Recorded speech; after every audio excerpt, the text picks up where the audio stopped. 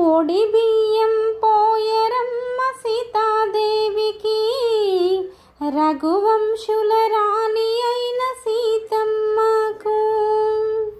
ఓడి బియ్యం పోయరమ్మ సీతాదేవికి, రఘువంశుల రాణి అయిన సీతమ్మకు.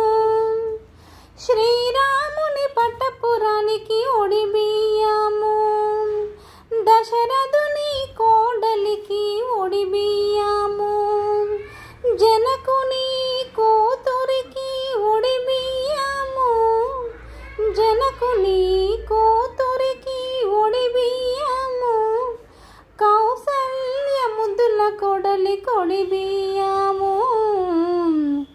ఓడి బియ్యం పోయరమ్మ సీతాదేవికి, రఘువంశుల రాణి అయిన